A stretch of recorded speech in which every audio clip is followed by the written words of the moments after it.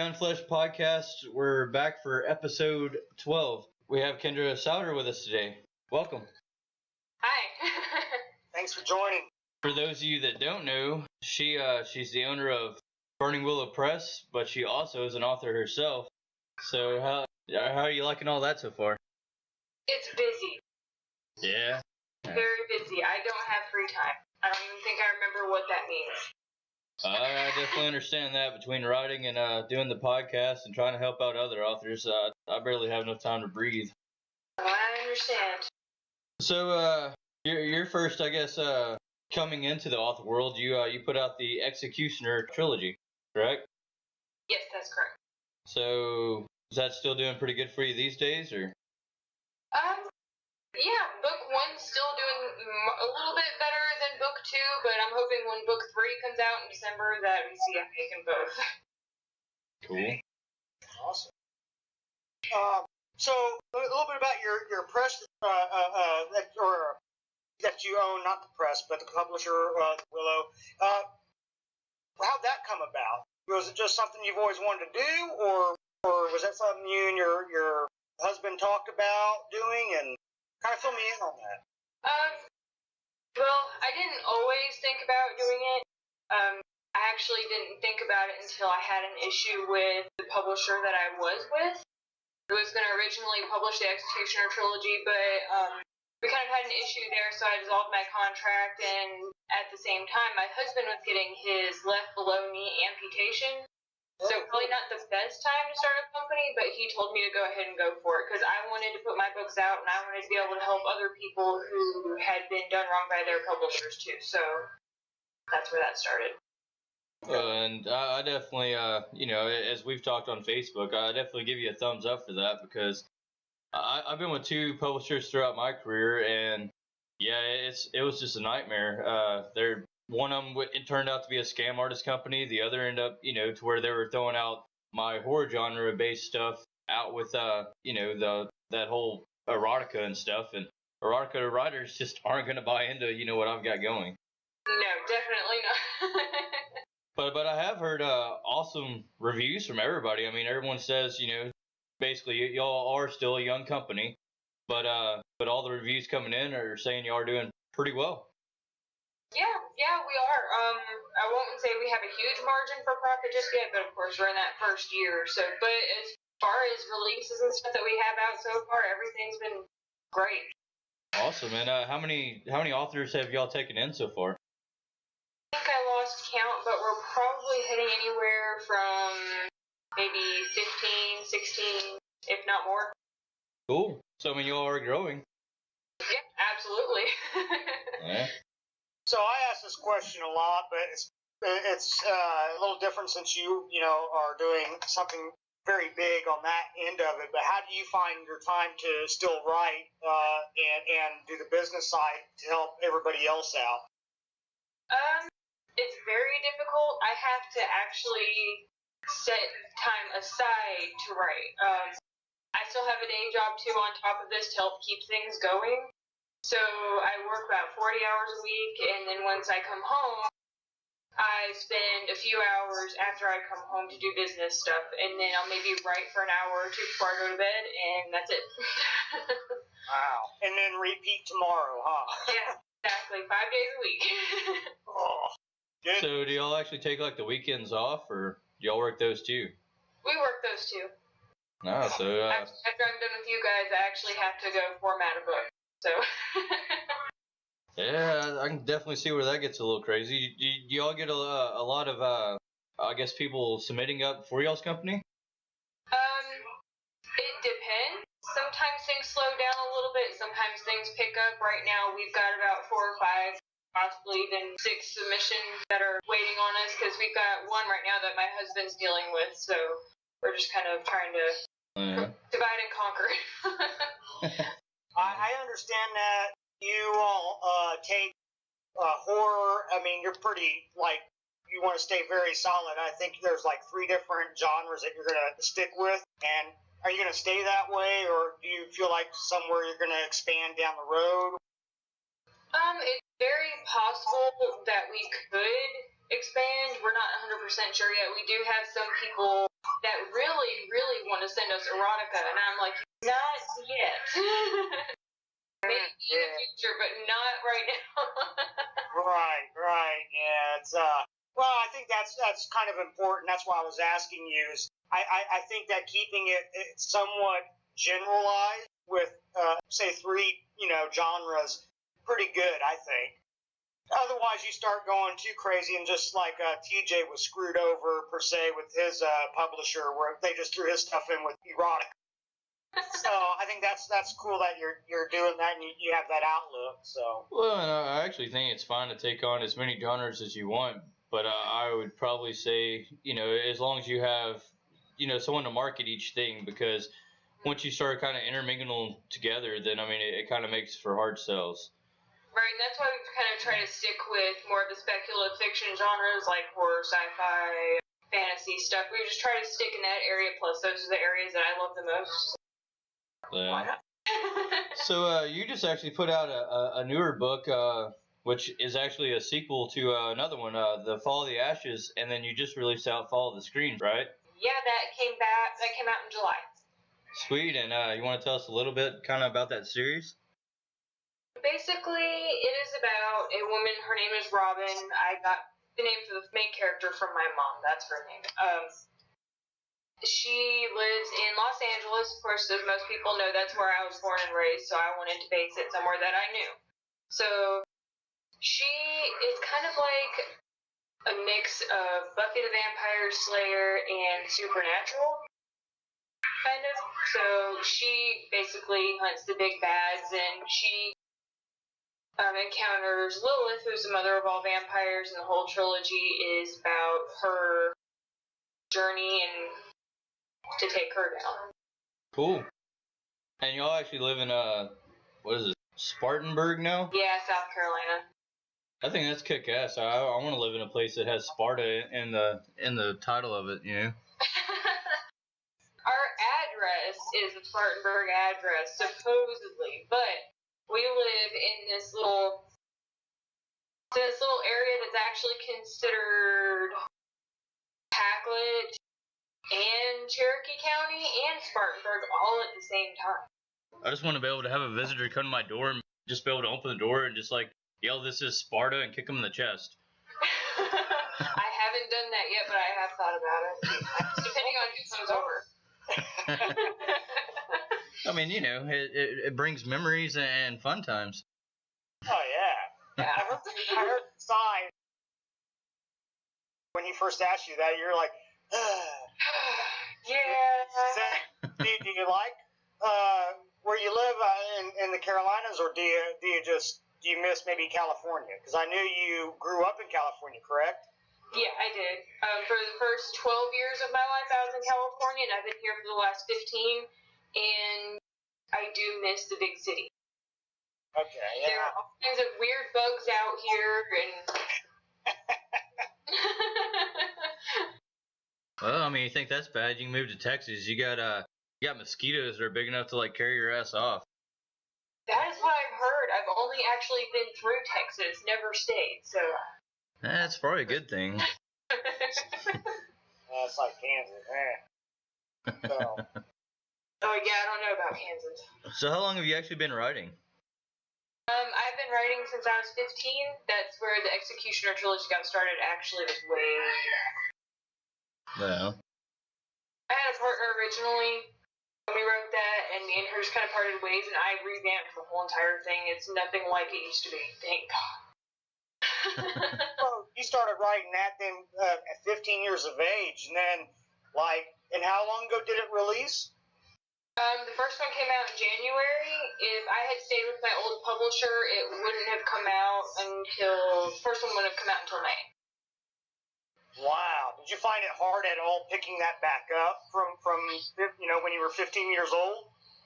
Or No, it was relatively easy considering I changed so much about it. It wasn't even like the original story back when I was 15 years old. So it's completely different. The name is relatively the same, but everything was completely revamped. So it was a lot easier to pick it back up.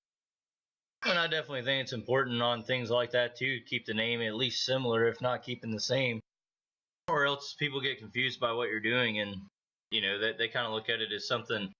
I'm not going to say brand new, because if you're revamping it, it is in fact new, but they at least know that it's branched from its original origin, and just kind of redone as new. Yep, I agree with that. So, on y'all's publishing company, do y'all actually like take on books that have already been published out? That I guess it would be to where I guess it would go back through y'all like to republish or whatever. And in that, do y'all change up the covers and stuff, or do y'all just keep the covers the same? We will do reprints. We do have some that had their books self-published to begin with, and we kind of picked those up. And we're like, okay, well, as long as you take it down, we'll do it. So, yeah, absolutely. If their contract ran out with another publisher and they want us to pick it back up, then yeah, we'll definitely revamp all the covers, everything, because it's the covers aren't ours, so we want to make sure that we do something different. Yeah. And do y'all actually go through that draft to digital, or y'all just go just straight through? The typical CreateSpace, Lulu, or whatever. We use CreateSpace, Ingram Spark, and Kindle Select. Okay. So we get it everywhere, because Ingram Spark, they don't distribute to Amazon, and we didn't want to lose the Amazon market, so that's why we went with CreateSpace too. I was just curious. I just started recently using that draft to digital, and it actually puts it on all kinds of digital formats. And so, it basically for Kindle, Nook, etc. And it allows you to where your books available for Barnes and Noble, Books a Million, etc. In the digital format versus only having the paperback there by doing like the extra distribution pack through like CreateSpace and whatnot. Oh, well, we're definitely going to have to look into that. I wasn't even aware of that.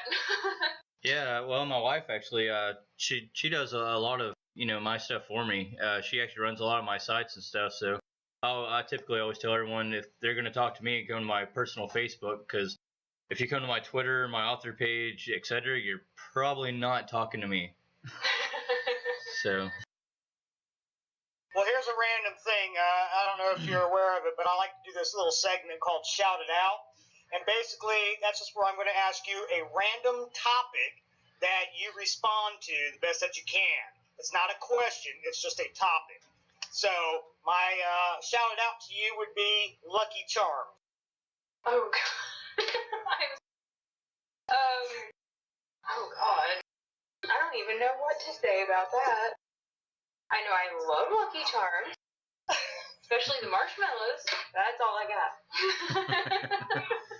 Hey. All right. You're a great writer, not so great at improv. Fair enough. I'll tell you what, we've had some pretty crazy shouted outs, so. Yeah. I don't know if you know PM Barnes, but yeah. I do. Yeah. She went pretty crazy with it. Yeah. So I guess for a new reader to kind of, I guess, even hear this podcast and want something to kind of start with as far as your work goes, like what would you actually suggest that they go to as a starter from you? It depends largely on the age of the reader. I know me and you had talked about it before. I've got Miss Hyde novellas, which are more geared towards your 18 plus, and you definitely do not want a young adult reader to pick that up. So young adult, start with the Executioner trilogy. The adults, I do suggest starting with the Miss Hyde novellas first. That's my best. Sweet. Because I'm actually gonna go and buy some books. Because well, actually, I don't know what this "Hello, My Name" is, or the "Under Hell's Watchful Eye," but they actually look very interesting to me.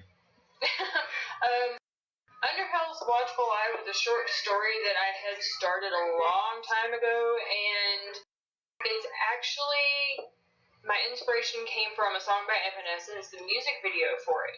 So, yeah, it's not very long, it's a very quick read, under 30 minutes. So far it's got good reviews. I mean, that's perfect for my time schedule.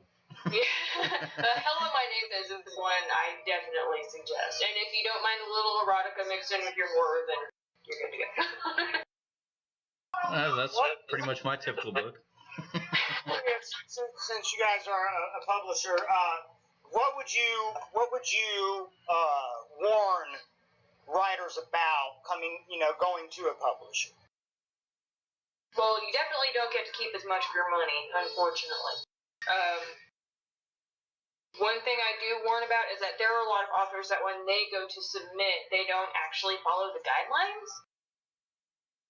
Definitely follow the guidelines. Because there's one person, I'm not going to say who it is, who has sent us the same thing 3 times and never follows the guidelines. And I've thought about giving up and just saying, read it, figure out what it is, and we'll decide what to do with it. But at the same time, if you break your own rules, that's just going to let everybody else know that they can do it and still... So, like, if somebody was going to send you, like, a hard copy, don't tuck, like, a $50 bill in there, or something, right? No, don't try to buy me. Don't try to buy me. The book's we'll go through. What are you thinking about doing that, DJ? But, I mean, if somebody sends me a book and they tuck, like, a $50 bill in there, I'm going to at least paraphrase to say I read it. I mean, I'll read it either way, but the $50 is not going to help you. So, well, I mean, I sent you a PDF or an email, so I mean, I couldn't tuck any money in there. Yeah, this is true. I applaud you for your honesty, though, because I think that's important. That if what you just said, if you can't follow the guidelines, then there's, to me, kind of an issue right out of the gate. So. Well, yeah, because then if they don't follow the guidelines, and let's say if you have them contracted for their book and there's something else that they absolutely need to do, and they won't do that. Right. And yeah, I definitely I agree with that. But to me, it's really hard to trust. Well, me and you've talked about this, but it's really hard to trust publishers. And I'm not saying anything about yours because I've never worked with yours, but there's so much that you can do yourself, and a lot of people just don't want to. But even with that, I mean, here's the thing: even if you took on my book tomorrow, or if you took on all my books tomorrow, now if I just leave that completely up to you, it's only going to be as good as your reach.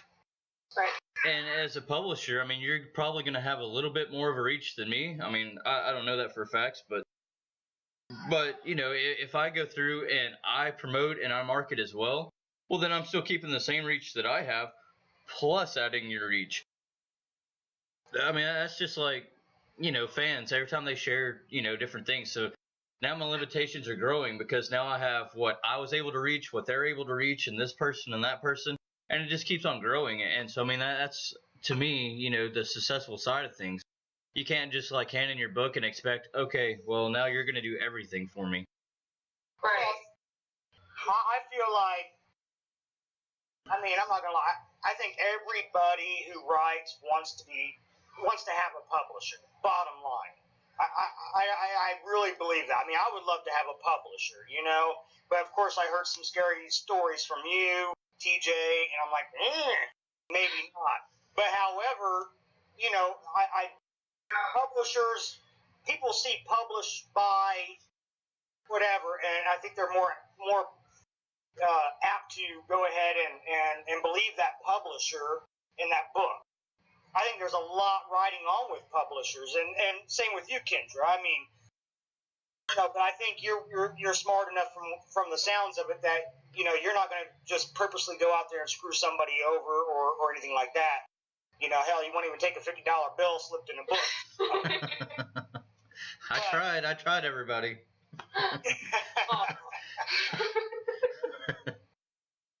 Well, no, I mean, I don't know. I think people view things a little differently. Everyone's going to have their own way to perceive things.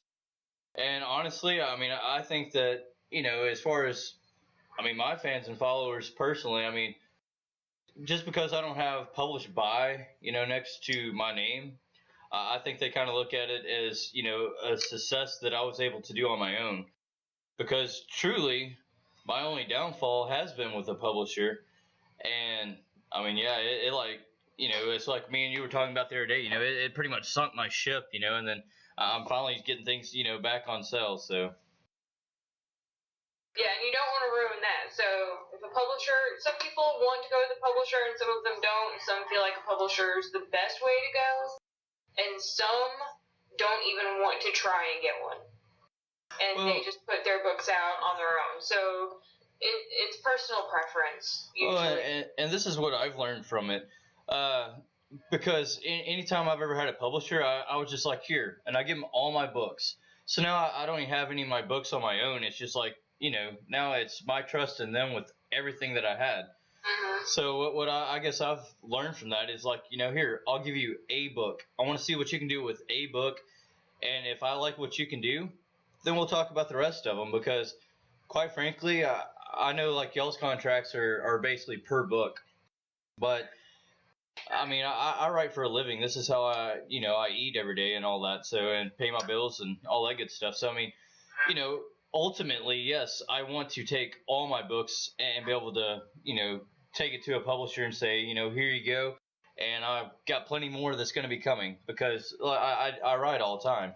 And I mean, like I've got one book that's about to release out, and I got another two that's going to release out before the end of this year. And I mean, they're novels. I mean, not just little short stories or whatever. So, it's having that trust in things and all that. But I would definitely suggest starting with one book, seeing how you like that before you try to get somebody to take on like your life's work. Absolutely, I do agree with that. Well, it sounds like you probably do that anyways, right? I mean, you kind of stated earlier basically that you're taking on books that are more your genre. Mm-hmm. So you probably, I think that's what I like about your side of aspects of things, not overdoing it and just, okay, I'll take on any book and here you go. So. Well, and I think that's important as well for a publisher. I mean, you have to, if you don't believe in that book, then how are you really going to be able to market that book? Because it's just like, well, I thought this was crap, but I want you to buy it. Yeah, and you can't expect people to actually want or love something that you don't. Yeah, and I 100% believe that. Do you ever feel bad about turning somebody down? Yes. Yeah. Our motto is trying to give people that chance that they missed out on, or the chance that they had with another publisher, but things didn't work out. And sometimes you just have to say no to it. And it's an unfortunate part of the business. You turn down a lot of stuff. But you don't have to feel bad if you turn down mine. Just send me a message. Say, kiss my ass, TJ. Your book was shit. I don't want it. Never tell you that. Do you ever tell somebody though? Like, how do you tell somebody? We can't accept it. Just I'm going to pick your brain. So. What we like to do is, if we feel the story does have at least some potential in some way, we'll give them suggestions on how to work on it and to better it, and then tell them, once you make these suggestions, once you actually change, not the whole story obviously, but the things that are wrong with it, and send it back, we'll give it another look over.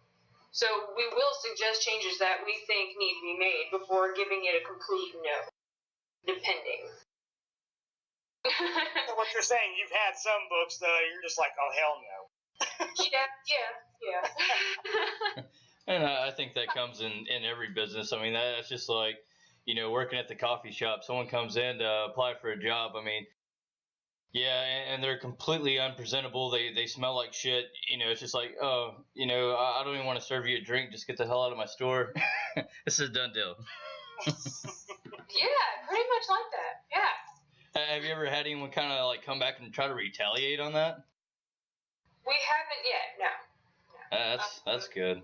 Anyone that we have turned down, normally we don't really hear any kind of bad publicity or anything. I mean, we do have a form rejection if we don't feel like there's anything that can really improve it except a whole rewrite, which that's going to be up to the author anyways if they want to do that. if we feel that we could possibly market it, if it had some changes, then we'll let them know that. So, I mean, we usually don't just all out. And have you ever completely gone or taken on a customer and basically altered their shit, or do you want to keep it very, I'm saying not outside of edits, but you're not going to wipe out a chapter to suit your needs, or because I've heard some publishers do that. Some do, but we don't. If you felt the chapter needed to be there, we're going to leave it, obviously. But, I mean, if it needs to be reworked, then it needs to be reworked some. But that comes with edits. So we're not going to tell you, we're not going to just cut something out that you feel is, important. Right. And, I'll probably piss off all kinds of people, but I really don't give a shit. But here's the thing to me, and me and SK here actually we debated this out not even a few nights ago. But whenever you're handing into a publisher, I mean, you're coming into that business.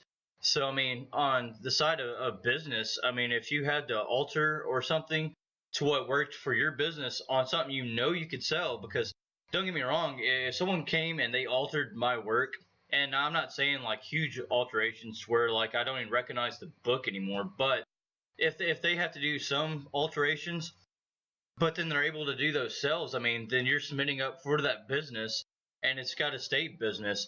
I mean, because I write, and that's what I enjoy to do.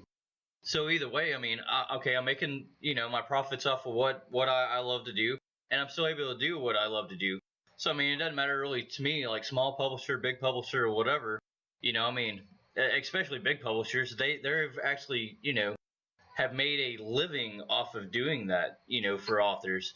And so I mean, it's kind of goes down to a trust thing. If I'm going to trust a publisher to take on my work in the first place, then I should be able to trust them to be able to alter it for that purpose of sales. And it's not going to make a shit to me because it's still my story, it's still what I put out, but then I'm still able to do what I love to do, and I'm still getting paid for it. Yeah, I do agree with a lot of that. I know there are some authors, though, that even if you tell them, oh, well, it'll help your sales, if you take this little section out and don't even think about putting it back in, some of them just absolutely outright refuse. But that's whenever, to me on a business side, you would just have to be like, okay, well, try another place. Yeah, and we had to do that pretty recently. We've got the anthology coming out in October, and there was an author. The concept of the story was great. Some of the writing was good, but it needed a lot of work. And I'm not going to say who it was or anything, but it needed a lot of work, and we told him it basically needs to be rewritten. And he absolutely refused to make any edits except for 3 tiny little things. And so we had to let him go because we have all of these top-notch stories that didn't really need much of editing. And then we have this, and we think it's highly marketable, but you can't get the author to make the changes that you suggest. And it went through 4 editors. Yeah. Wow. But and yeah, on things like on a short story, yes, I would probably go and I'd be willing to do a rewrite. If I handed in a novel and someone told me I had to do a rewrite, I'd just full out, bluntly be like, kiss my ass. I'm not rewriting a whole novel. We'll just set this one to the side and we'll see what you can do with the next one. I can go with the making some changes here and there or whatever. Short stories, I mean, they don't take long to write anyways. So, I mean, I could sit there and write a whole anthology in a matter of a day easily off of whatever subjects that just come to mind for me. I don't find short stories hard at all to do. But yeah, on that whole aspect behind rewrites, I definitely wouldn't rewrite like a novel. No, novel, absolutely not, and we wouldn't really ask. We wouldn't ask for that. That's too much time for one. That's when that $50 bill comes in handy. You just be like, here, overlook this part. Yeah, no, you can't say that. You don't want to do that. You don't want to give a bad part out there. So, I mean, you seem to me like you guys take your business very, very, very serious. And I think that's good. So, damn it, SK, I'm trying to get loopholes here, okay? Oh, I'm sorry. Good luck. Good luck. Yes, I'm with him on that one. Good luck. Yeah. Hey, how about this? A $50 bill plus SK sock picture, you can turn around and use it for blackmail. How about no? I mean, I'm trying here, man. Oh, okay. Anyways, all right. So you've been writing since you were 15 years old. How many books exactly do you really have out right now? Because it only actually listed 4 underneath your Amazon author page.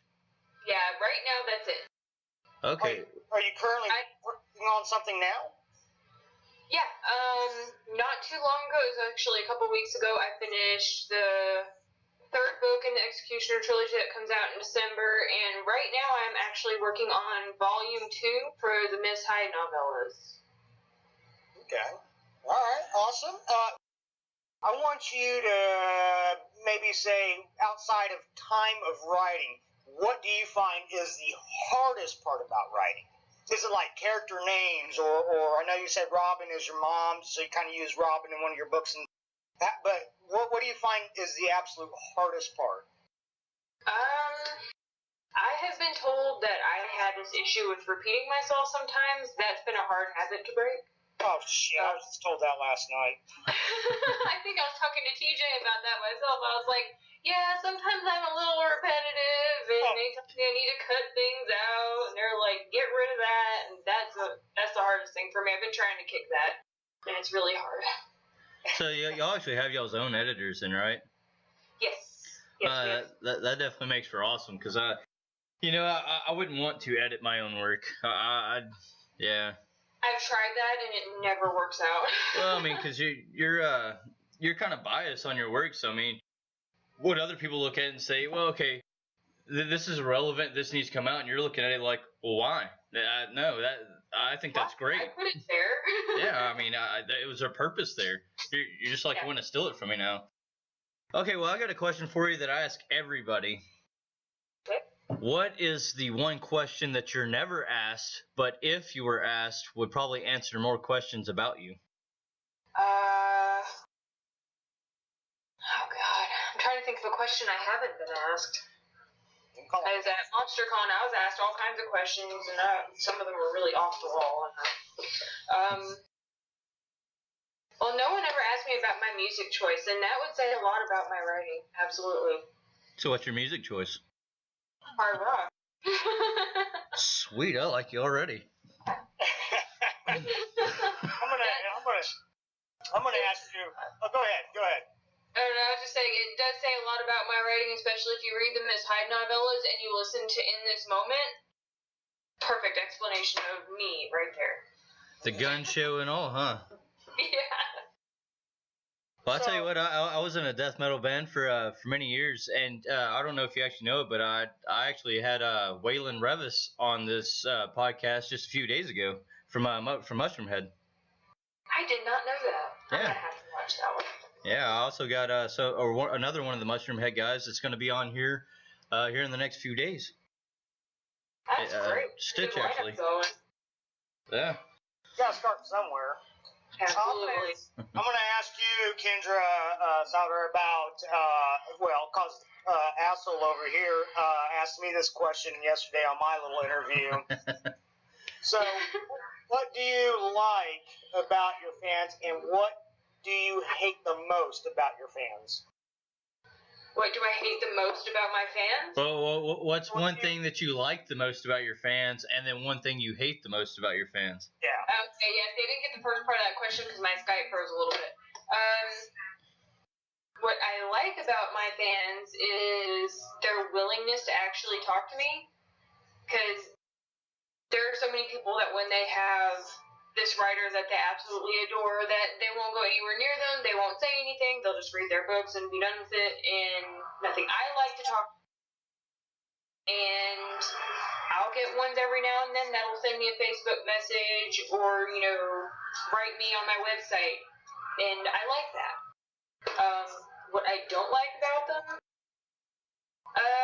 I'm going to have to say that the ones that are more like stalkers, I try to stay away from. I think we all have some of those, though. She's over there in the back of her mind going, fucking TJ. Wish I could get the TJ guy to go away. Yeah, man, he like hits me up and talks to me about, my company and like tries to pull me on this show. How dare you? and then now he's like sending me emails trying to get me to take on his books. And send them $50 bills. And send me $50 bills. Well, you know what? Hey, but now after this conversation's been had, every time I send somebody a book, I guarantee you they're going to thumb through it because they're going to make sure there wasn't a $50 bill in there. You're probably right, yeah. And just be funny if you take on your book, I'll make sure to send you one of yours with a $50 bill. Sweet. Hey, now wait a minute, is that the short read or is that what'd you say that one was? The Under Hell's Watchful Eye. That's only on Kindle though. Oh well. I mean, it could always come attached with a $50 gift card. An Amazon one, so you can go buy the other one. Yeah, see, I mean, I accept those too. I'm almost like pro-choice here. All right, well, let's see here. We got about 10 more minutes here. Giveaways. Giveaways. Do you do giveaways like your books? Yes. Right now I am actually doing one on my Facebook author page. To where as soon as we hit 2,000 likes, which we're getting there pretty quickly actually after that. So I'll be giving away an ebook copy of Hello, My Name Is, Follow the Ashes, and Follow the Screams. As soon as we get there, I'll pick a random person off the list and. Good Lord! How many likes do you have already? I'll have to look. Because I'm trying to push the 500 mark. It's been going up all day. I'm sitting at 1,700. Holy shit! Look at you go! Damn! So, okay, if I put you up on my author page, does that guarantee me a winning book? Because, I mean, I've got over 2,000 on mine. Oh, you do? Well... Actually, I'm nearing 3,000. Look at him pushing you. I know, right? I mean, she wouldn't accept my $50. I figure I can at least throw out something else. I'm messing with you. I'll definitely buy your books because I'm an indie author and I like supporting other people's work. I do too, so that's why I try and buy any when I have some extra funds. Recently, I actually bought an ebook by Amy Shea called Destroyed. It's dark fantasy, and so far I'm not that far into it because I don't really have a lot of time to read, but so far it's really good. And, I recommend Stanley Slauson. If I'm gonna read a book, okay, I write horror, and don't get me wrong, I do like reading some horror, but I'm more into like Dan Brown and Irish Johansson. Yes. To me, Irish Johansson's probably one of the top writers out there, and I would probably argue that with anybody because I've never picked up a book to where I just did not like of hers. And really, the same goes with Dan Brown. I mean, but that's a lot of mystery, a lot of suspense, so it kind of keeps you guessing. And that actually, it's kind of like you're talking about explaining your work with you listen to metal. Yeah, that kind of explains my work a lot as well because I do write horror, but if you actually read any of my shit, there's always that suspense. And there's always that sense of twists. I love putting twists in my books because when you really think you got it figured out, shit just took a turn. And by the time you feel like you got that figured out, it's going to take a whole nother turn. And I love messing with people's minds like that. Part of the genre, so why not? Oh, yeah. Well, and I mean, you ought to be pretty good at that, too, because, let's see, you went to college for psychology. Yeah, I have 2 psychology degrees. One is in abnormal psych, and the other is in criminal. That explains the Miss Hyde novellas too. So basically, you're no one to piss off because you could turn into like a Charlie Manson on us real quick. Probably. and I'm guessing you speak Spanish?